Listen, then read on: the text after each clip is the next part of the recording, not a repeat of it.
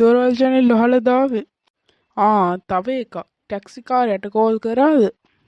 Taxi කාරයාට නම් call කරා. දෙයියනේ දොරවල් වැහුවේ නැද්ද? ඉන්න මං ගිහිල්ලා වහලා එන්නම්. මේ පාර ටැක්සි කාරයා ඇවිල්ලා මහත්තයා තව වෙලා යයිද පුතා එන්න? මේ දොරවල් වහන්න ගියේ.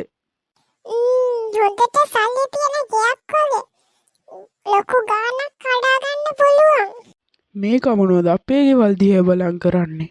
ගෙදර කවුරුත් නැතිව වහගවන්න හොඳ නෑ. නැත්තම් රැට ඇවිල්ලා ගේ බිඳයි. අයියෝ මේ කාලකන්ණි පූසත් දැම්ම රිංගුවනේ ගේ ඇතුළට. පූසා රිංගලා.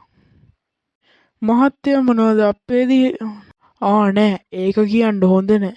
මහත්තයා ගිහිල්ලා ටැක්සිය ගාවින් හිටියනම් අපි එනකම්. නෑ එහෙම ඕනේ. අපි කට්ටියම ඔය පුතා ගියේ තාත්තට යන්නම් කියලා එන්න. ගෙදර තාත්තා කෙනෙකුත් ඉන්නවද? ඔව් තාත්තා කිව්වට වයසත් නෑ.